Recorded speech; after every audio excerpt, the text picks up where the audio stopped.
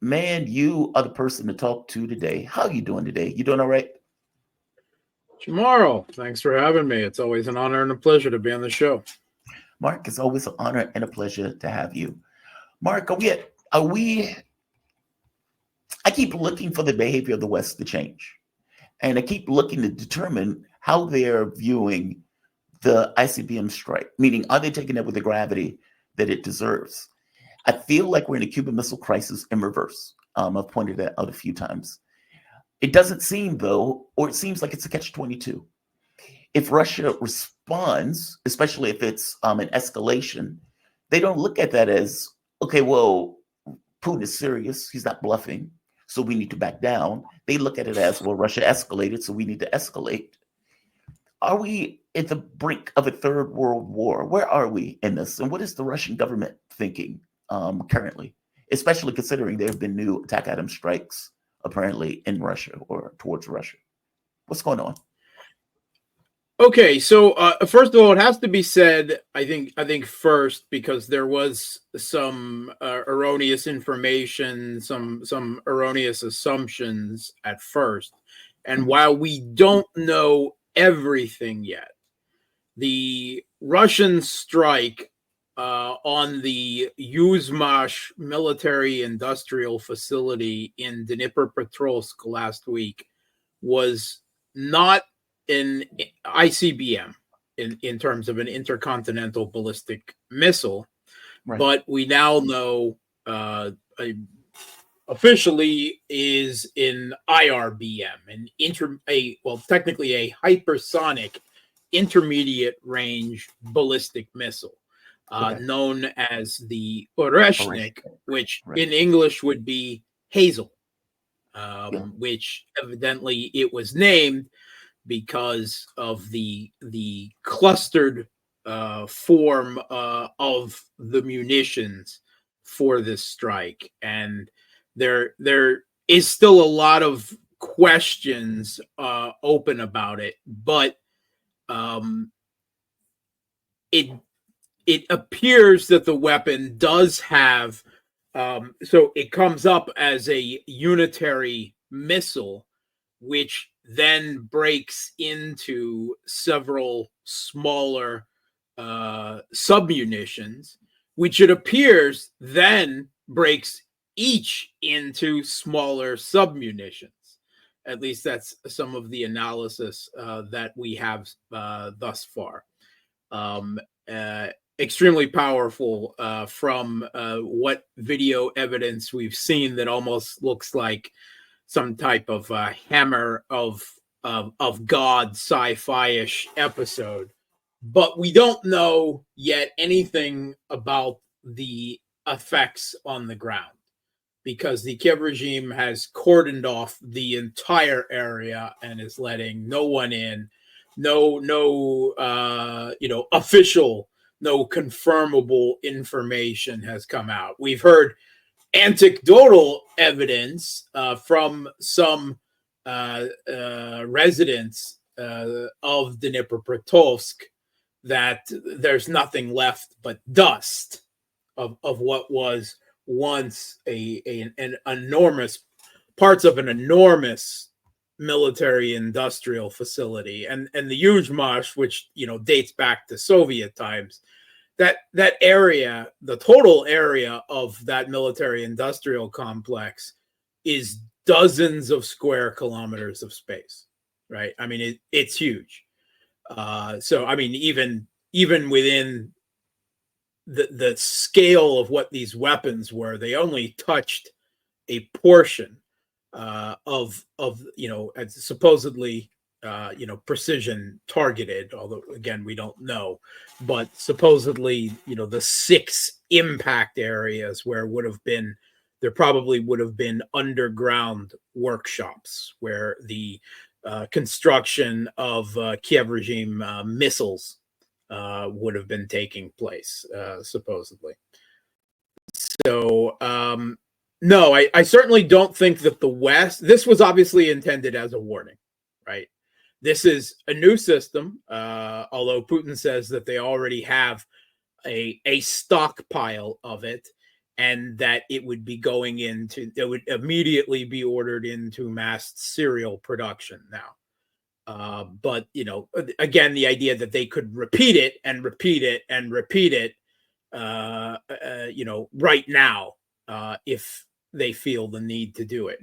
Putin also suggested that they have several other weapon systems, advanced weapon systems that are at the same stage that could be put into, shall we say, field tests as well. We don't know anything else about that other than what Putin said at this point. But it was obviously a warning, right? That warhead it could very well have been a nuclear munitions, right? It wasn't, but that was part of the warning, right? This could have been carrying nuclear munitions. First of all, it could have been hitting your military industrial facilities. It could have been hitting U.S. military bases in Poland. It could have been hitting your cities. And those munitions, could have been what they were, or they could have been nuclear. That was the warning. And there's nothing that you can do to stop this. It's moving far too fast. It spreads out twice after its vertical stage. So there's absolutely nothing you can do. And this is your last warning, right? That was the feel of Putin's speech. And by the way, he delivered that speech from the very same room that he announced the special military operation back in 22, which was also the same room that Stalin directed World War II from. Right, so that the Russians know what that room is, right? Mm-hmm. They know the significance of it, the import of it. Now, I get the feeling from at least the Western media and the what politicians are saying to the media in the West that they take absolutely the wrong, of course, warning from all of this. They say, oh, Putin is weak and desperate that he would use this weapon, and that he wouldn't use it on us, but use it on, after we hit him with ATACMS and Storm Shadows. Right. But he just hit Ukraine again. That is the lesson that they are taking away from it. What is Russia thinking? Like, meaning, what is Russia thinking about what the West is thinking?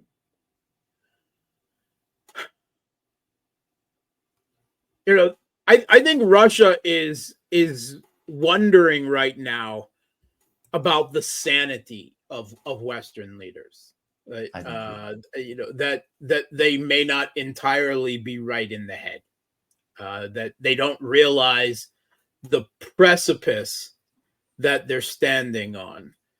And when we keep having Western commentators and politicians whom, even after all of this, say Putin is bluffing, escalate, escalate, escalate, we can do that for free.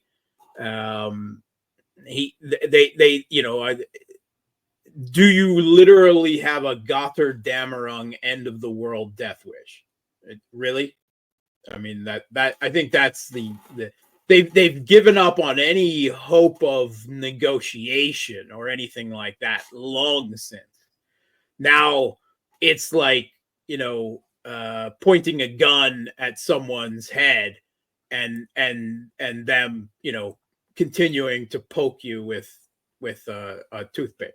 It's that kind of questioning of the sanity of Western leaders at this point. And what do we have since?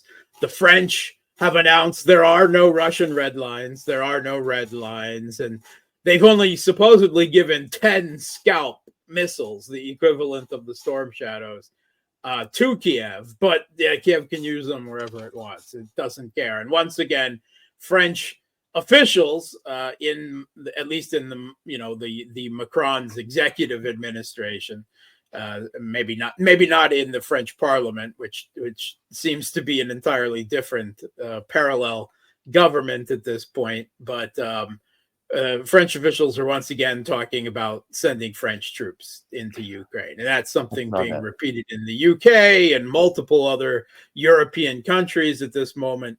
There is no sense of backing down.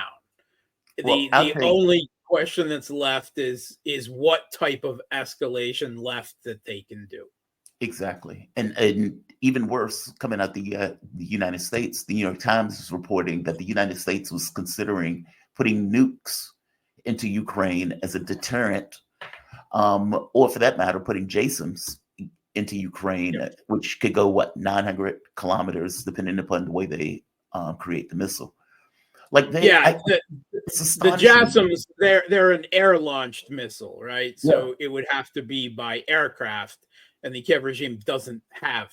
They have literally single digits of aircraft capable of delivering those weapons, even probably counting what F-16s they've been given so far. And we know that their pilots can't even fly those, supposedly, without wrecking them. So that has not been successful. So I don't think Russia is actually that scared of the JASOMs. Those aircraft, whatever they have left, would have to fly literally into the range of Russian air defense, for and Russia's own aircraft for that. So again, that's kind of a toothless threat at this point.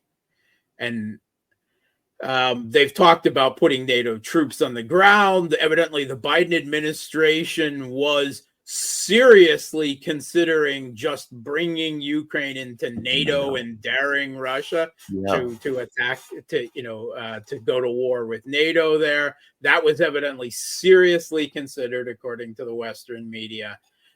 Yes, a discussion of evidently a serious discussion of going against the entire non-proliferation treaty, that supposedly governs nuclear use around the world, and just transferring nuclear weapons to Ukraine, as if again, there's an entire, I think, complete inability to understand Russia's position, or not only to put themselves in Russia's views, but even to examine at any degree Russia's own openly stated concerns, that if they did that, Russia would feel all the more justified, and just, that's it. I mean, Ukraine would cease to exist then, and they would go as far as they need to. Once again, that has been brought up by Russian officials, including Maria Zakharova, the Russian Foreign Ministry statesman. She's openly saying again, which has been hinted by several other Russian officials in the past, we're on the stage of Western escalations, that if there's more such Western escalations, counter escalations, whatever you want to call it, then, I mean, Russia doesn't have any room for maneuver left, but for the ending of Ukraine as an independent state, because there's nothing that we can leave left that you won't weaponize against us, that you have no ability, no intent, no ability, no desire for negotiations that would in any way solve this. So the talk on Russian political talk shows is just like, well, what do we need to finish this once and for all? I mean, they're not talking a ceasefire. They're not talking a settlement. They're talking, how many more troops do we need to remove the regime in Kiev and go as far as it needs west? Right. That is the discussion that is going on in Russian society right now. And the discussions about in the West about what at least they say, I don't know whether they actually believe it or not, what they say is going on in Russia is completely different from what is actually going on from Russia. Right. So there, again, a complete inability to understand Russia, which has been the course of this conflict from 2014 and beyond, from the inability to understand the Russian economy and how it would respond to Western sanctions, from the inability to understand how the rest of the world wouldn't flock to the West's banners against Russia, to the misunderstanding of public sentiment about the special military operation in Ukraine, the level of volunteer, contract soldiers that would sign up, everything. The morale. I mean, we were told at one point, that Russian troops were all untrained, moralist conscripts fighting with shovels who would throw them down and flee their trenches at the first sign of a Western wonder weapon, of an Abrams or a Leopard or a Challenger cresting the horizon. I mean, because Russia was running out of missiles. There was that. Right, Russia's running out of missiles, running out of tanks, running out of rations, running out of everything.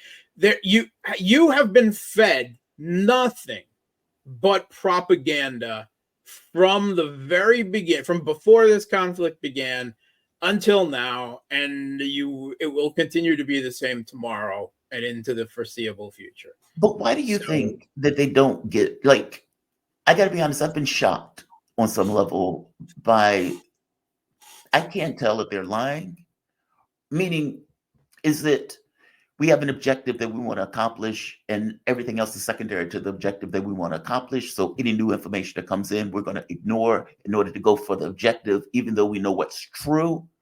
Or you think they just got it wrong? Have they been that blissfully deranged where they've gotten that wrong? And if so, why?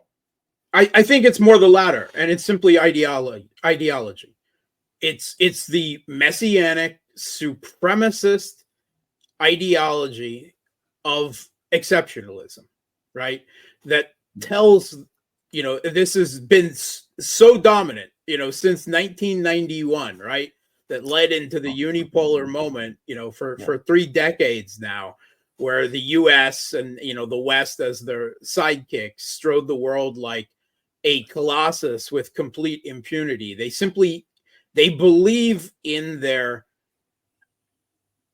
in Western exceptionalism and supremacy, on a military level, an economic level, a societal level, a structural level, a moral level, above all. And it's become part of their identity that they simply can't view the world through any other prism other than, we in one form or another, it's the same as the Israelis. We are the chosen people, right? Whether it's actual religious or not, but we should run the world. We must run the world because we are the best. We are the most moral. Our political system is unquestionable.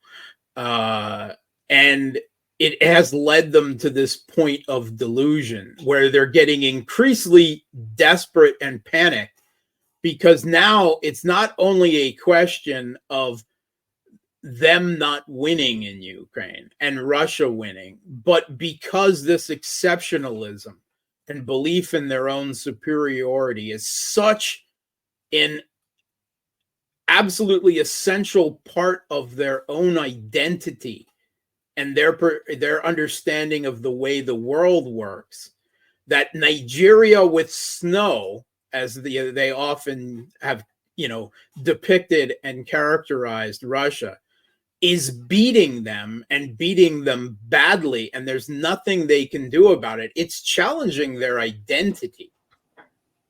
And that has them just in a state of emotional and mental upheaval. We've heard from Zelensky's own, officials anonymously when they spoke to Time Magazine, I mean Schuster's Time Magazine last autumn, right? Mm-hmm. Over a year ago now, and they then described Zelensky as delusional, right? That you couldn't tell him that he was losing. They literally described him as an emperor with no clothes. Well, this is the entirety of the Western political and foreign policy leadership at this point.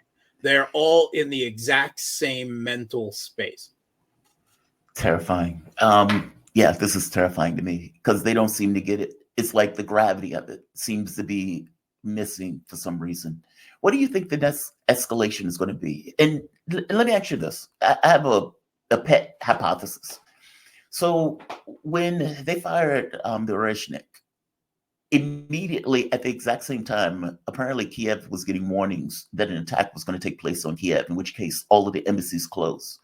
Were those two things related?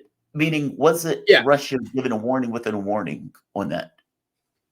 Okay, so I mean, evidently the U.S. knew that they could tell that there was going to be strike, and they believed there was going to be a massive strike, and there was.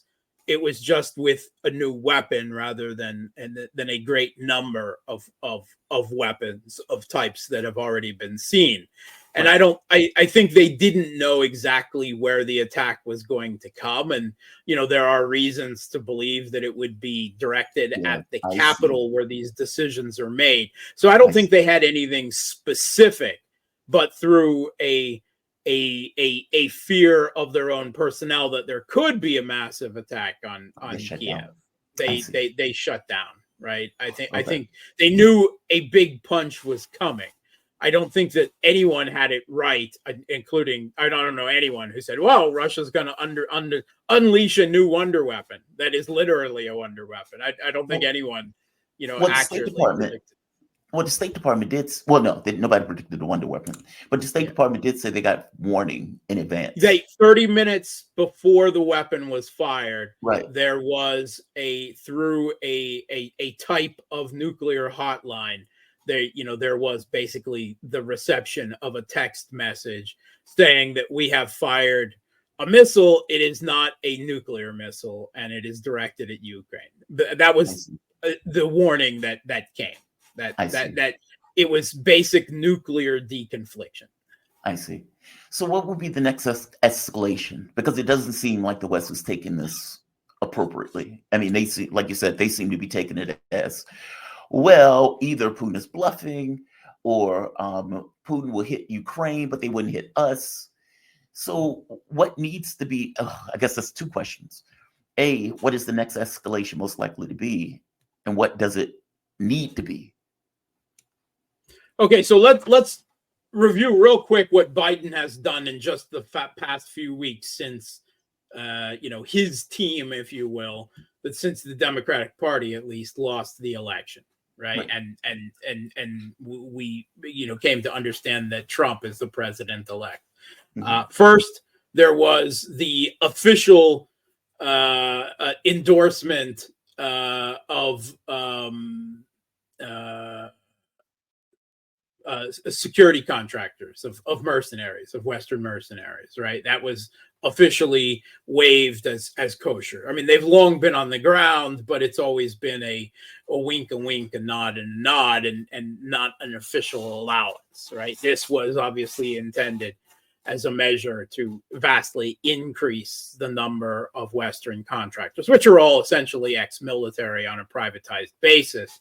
And this is, one of the ways that the U.S. does, unofficial warfare in the modern day.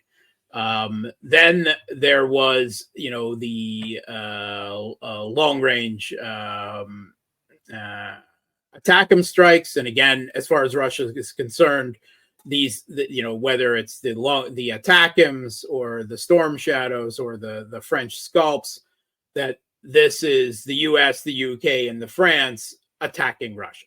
This is a NATO attack on Russia. Both, the weapons are Western, the targeting and satellite guidance is Western, and the specialists that actually program the targets into the missiles themselves are on the ground in Ukraine are Western. So, maybe there was a Ukrainian somewhere in the room somewhere while the Western specialists were doing this. But as far as Russia's concerned, enough of the games. Your fig leaf of implausible deniability of a proxy doesn't hold water anymore. This is your missile attack on us.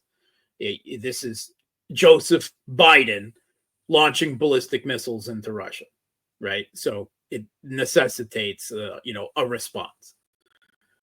even if the majority of those weapons, wherever they're fired in Russia, can be brought down by air defense and electronic warfare and the like, and aren't going to change the fact that we're winning on the ground. Even so, that is simply something that no country that has the ability to stop it can allow to continue.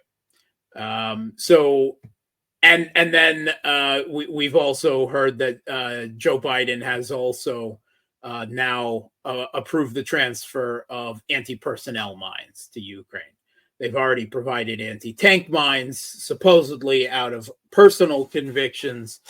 Joe Biden hasn't approved anti-personnel mines so far because of number of civilians and the like that are inevitably killed by such things. But the Kiev regime is critically short of mines of all types at this point. So that has been included as well. So I think, and once again, the Kiev regime is screaming loudly now for tomahawks, right? So that's going to be a consideration. The JASSMs will probably be first, but again, it's not going to have any type of significant military effect, right? So there's not much else left there but Western troops, right? I mean, that they're on that point of direct NATO intervention, not out of any great belief or military planning of NATO will defeat Russia, because it won't. They literally, NATO has been revealed as a paper tiger in many ways, at least for this type of conflict. And there is the understanding now in Russia that Russia would obviously there would be an enormous air war, and that is something that would have its cost, but that Russia would win that conflict in the end, in Ukraine at least, right? So there isn't the fear of that. The West believes there must be the fear of that. Russia must be afraid of us. And if we just put troops on the ground as a human tripwire force in Ukraine, then Russia will just stop. That is literally what they say. That Russia is so afraid of NATO after everything that's happened in the last 3 years, right? No matter how many NATO troops, officers, specialists, special forces, whatever, have already been killed. If Russia is faced with official uniformed NATO member state troops on the ground in Ukraine, then Putin will just be forced to stop and agree to our demands. That is literally their delusion at this point. And when you have delusions like this, I don't know. It's difficult for me to see a path forward from this that doesn't end in something very bad. Same right? here. I don't see a way out. Like Meaning, yeah. There was a question to the White House press corps this weekend. A journalist asked, "Are we in World War III?" I mean, that was literally the question that was asked, and there was an immediate denial. That's not the way this building interprets these events and everything. But it looks like we've already been for some time in the opening stages of a global conflict. And it must be said that these are multiple conflicts around the world that in the future will come to be understood as part of World War III. The conflict in the Middle East is already part of this as well. And now we're entering the hot conventional phase of that World War. That's literally where we are right now. And we just had the president-elect's nominee for defense minister, Mike Waltz, or sorry, not defense minister, Mike Waltz, come out and say that the Biden administration, outgoing Biden administration, and the incoming Trump administration are one and the same, unified, and that our allies should not think that we are, divided or in any way not unified as power, which of course they are. But that the fact that rhetoric alone is coming out, I think should be a splash of cold water to anyone who thinks that, all we need to do is get survive the next couple of months until Trump takes office, and then it will all be over and we'll have peace and sing kumbaya, and the conflict will be brought to an end, and that's it. Not so much. Wake up. Wake up, because none of that is going to happen. So what is Russia's next escalation then? Because again, I don't see a way off the spiral at this point. And I wish they would have asked the press person, if it's not World War III, where do you see us getting off of this escalatory spiral? That would be the operative question coming up next, right? Yeah, but they've already similarly answered that and said, we're not escalating. Russia is. Russia started this war. That is, just a complete denial. Knocking over the government of a country or expanding to the border. Totally not provocative at all. So what is Russia going to do next? If Russia is looking at this and saying to themselves, okay, they didn't take the hint. And again, this is not a situation where they can't do anything, because if they don't do anything, Western troops are going to end up in Ukraine, or for that matter, Poland is going to start shooting down Russian missiles. So what is the next escalation for Russia as they try to demonstrate deterrence? Okay, so first, we're going to continue to see U.S. ATACMS, British, French Storm Shadow strikes, whether they're effective or not. It really doesn't even make a difference, right? They've long been, all three of those weapons, right, have long been used in this conflict at this point to no effect on the battlefield. Right. And simply using them in the Kursk region or Bryansk region is not, when they didn't succeed in Crimea or in the Donbass where fighting is actually taking place, that they simply do not have enough numbers. 50 ATACMS missiles, right, with 6, already taken out of that score. What is that? Russia's firing some 4,000 missiles a year into the Kiev regime in Ukraine. So, the West has no teeth in this regard. Their politicians continue to speak as if they do, and I wonder how many of them are even aware of the facts or even aware of the information, right? It does not seem that they are. It seems like they're trapped in their own propaganda bubble, where they're only hearing what they want to hear from their own propaganda, and that's what they're drawing their information on at this point, which would explain a lot that has led to this conflict since 2014. But they're going to continue those strikes, and then Russia will have to respond. First, they'll probably respond with another Oreshnik attack somewhere in Ukraine, or of a similar system to the Oreshnik somewhere in Ukraine, maybe some other new system that will be intended to demonstrate, okay, that wasn't our only one, right? And then after that, they will have to hit a Western target. Yeah. Right. Because that will be all that's left. You've attacked us. We will attack you back. Not your proxy. We will hit you back. It will not be with a nuclear weapon.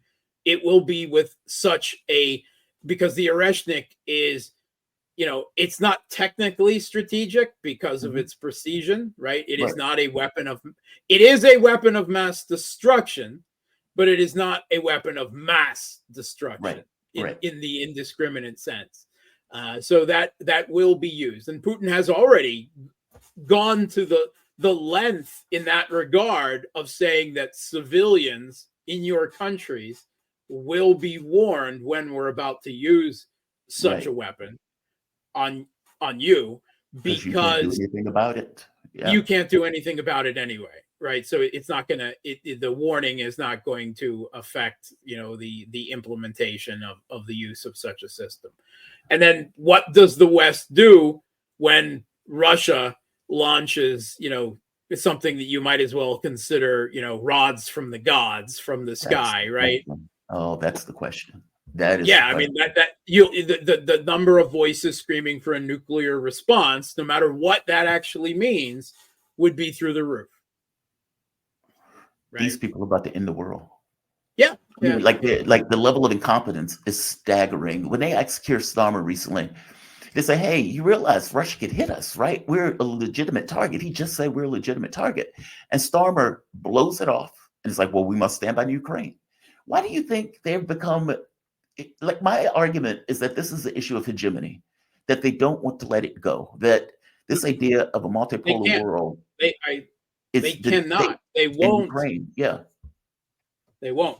Wow. Again, it's that this exceptionalism that they have the right and the duty to rule the world, and they must, because they are exceptional, right? They, the supremacist messianic ideology will take them right over the precipice. They will walk right off the precipice into a nuclear war with it, because they will believe until they are falling through the sky that Russia is bluffing. Let me ask you this. There have been reports here, and I hate to even ask this question because it's so ludicrous, but that the Storm Shadow missile strike wiped out a battalion of North Korean troops and the commander of that North Korean battalion. And they've gone further, and they have said that Russia, I don't know why Russia would do this, but that Russia is conscripting Yemen Houthis to fight in the war. They help out. I'm serious. I know you think I'm joking, but this is okay. So first one, that North Korean. I mean, this is already the sixth sense I see North Korean people level nonsense. Yes, we saw the North Koreans. The ghost of Kiev was battling with them and destroyed them. Right, I mean. It's complete fan. It's ludicrous at this point. But it's all Red Dawn fan fiction at this point, yeah. Right? It's not happening as far as I can tell, right? It's literally just an excuse used to justify Western escalation, and because they can't admit that Zelensky was just lying, because yes, there are North Koreans somewhere in Russia conducting military training, gaining some experience, but they're not participating in the special military operation that anyone can tell. Right? Have they transferred some North Korean howitzers to Russian control? Yeah, I think Russia's probably testing out some North Korean howitzers. They've got some nice statistics on paper, right? Yeah. They're allies now. They want to see how they work. They're not averse to using anything. Ukraine, I mean, the entire West has provided Kiev with weapons, so that Russia's not averse to trying some North Korean toys out, right, on the battlefield. But that's all it is. Right. And the attempt to inflate it into something else is just part of the same propaganda game, the same propaganda of justification for escalation after escalation. There's been zero evidence provided. There was already a walk back, even in the Western propaganda. Okay, so the Storm Shadows didn't wipe out an entire brigade of North Korean troops. It was just one general who was wounded. All right, again, the idea that some general was in a forward command, some North Korean general was in a forward Russian command post in Kursk is also ludicrous. So I don't know. I mean, maybe there was a North Korean observer somewhere there, right? I don't know. It's like, here's our evidence. This one Asian-looking guy. Yeah, one Asian-looking Russian, right, in Russian uniform. Yeah. He's not a Buryat or a Chukchi. He must be North Korean because he doesn't look like us. And this type of racist, and that's been part of the Kiev regime propaganda since before 2014. That Russian is the Mongoloid, barbarian Mongoloid Asiatic hordes, and we are the good white Aryan Slavs who will defend Europe from this Russian Mongoloid horde. I mean, that's been part of their Banderite propaganda since even before 2014, right? Well, going into that for a moment, is it fair to say, I had this thought that the U.S. is thinking of using Europe in the way that it's using Ukraine. And what I mean by that is Ukraine is being used as a proxy. It's this kind of battering ram to go after the Russians and stick it to the Russians. And at this point, it seems that that's the end goal. Just how can we damage Russia and how can we keep Ukraine going to damage Russia? But if it breaks into a war, the U.S. is looking at Europe as being kind of the same way. That if there's any conflict, if there's any major direct exchange, that war takes place on the European continent and that America somehow stays blissfully safe, far away across the Atlantic. I mean, that's been part of America since they achieved control over the continent to the Mexican and Canadian, what are today the Canadian and Mexican borders. Right. That's been part of the whole geopolitical rise of the United States, is they have no enemies in their hemisphere, and everything they do to the rest of the world leaves them at a degree of geographic protection from the consequences of their Europe overseas. Doesn't know that. Like Europe doesn't have people, I don't know, war planners, people who they absolutely know that. They just don't view it in the same way, right? I think we've talked about this before. This current generation of European political and foreign policy leadership, they have been mentally colonized by U.S., if you want to call it neocon ideology. Again, they believe in this ideology of Western exceptionalism. They believe in U.S.-led Western global hegemony, and they believe in their part in that project in much the same way that the Greeks understood themselves as part of the Roman Empire.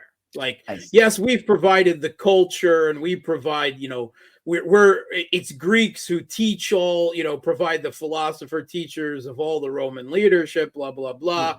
We're the moral and intellectual guides behind the muscle that is the Roman Empire. That's the way the Europeans view themselves as part of U.S. hegemony.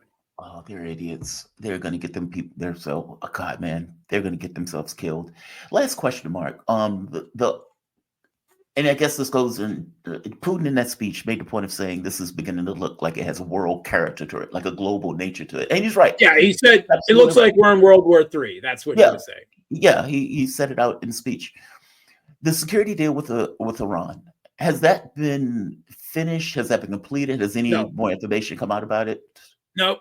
The last we heard was when the BRICS meeting was going on, and that it was said, right? It was reported in Russian news agency TASS and elsewhere that the Iranian president would be traveling to Moscow sometime later this year for the final signing of the document, that it was to be done on a bilateral basis, not on the sidelines. But where that is now, has that status changed, because of what's going on in the conflict in the Middle East, or the conflict in Ukraine, or some type of political division within the Iranian government? We don't know.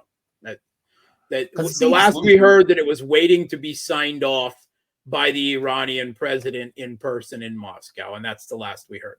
I am super interested in what is in that document, because it seemed like the Trump administration, and when he comes in, he seems going to do a pressure campaign on Iran, which if they're linked, then oh my God, right? I mean, same thing with Israel. I mean, Iran keeps saying they're going to hit Israel coming up soon. Again, like all of this stuff is chaos. My fear about Trump escalating in the Middle East is already gone beneath my fear of Trump escalating in Ukraine. Over the weekend, we had Robert Wilkey, who is heading up the Donald Trump's Pentagon transition team, right? In an interview with the BBC, saying that if, as presumed, Russia refuses Trump's deal, where the losing side of this conflict, because the U.S. is a party to this conflict on the losing side, attempts to dictate terms to Russia, for a ceasefire, and Putin says "Niet," no, then they will have to show, peace through strength. They will have to escalate to de-escalate, and that's what Robert Wilkey said to the BBC this weekend, right? That Donald Trump will aid to Ukraine. They will escalate in Ukraine until Putin complies. I don't know what other more aid, because if Biden had anything left, he would have already given it. So the Pentagon is already saying that we're cutting into our own supplies at this point in order to give Ukraine what they have. I don't know. You had a U.S. admiral this weekend saying that the strength of our Pacific forces is being drawn from at this point. Is the effectiveness of our forces in the Pacific Ocean is being degraded. That's how deeply the Pentagon has dipped into U.S. military, resources and stockpiles. So they will. I don't see a hope or an end to all of this, and unfortunately, I did say this that Trump would escalate to de-escalate when told no already. On the eve of the election, and here we are, and Trump's transition team members are already saying the same thing. So, yeah, that phone call, the fake phone call, I strongly suspected that was leaked into the media in order to give this kind of hint without giving the hint. Basically, this is what Trump wants to say, but he doesn't necessarily want to say it aloud, so he puts it into the media, in which case it gets transmitted anyway. Mark, thank you for this, man. I really appreciate it. Mark Sleboda, International Relations and Security Analyst. You can follow Mark on Twitter at Mark Sleboda1. Check him out on his YouTube channel at Real Politic with Mark Sleboda, and find him on Facebook at facebook.com/Gramsci. Mark, you have been astonishingly good in your analysis of this, and I appreciate it much, man. Yeah, I just am hoping for the day I'm wrong. I don't think you are, which is the unfortunate part. I don't see a corner to this, and it doesn't seem like they have this capacity to let it go, because letting it go is existential from their point of view in regards to their identity, to their ideology, to U.S. hegemony. Point of view, they can't let it go. Thank you, Mark. I appreciate this, man. You have a good one.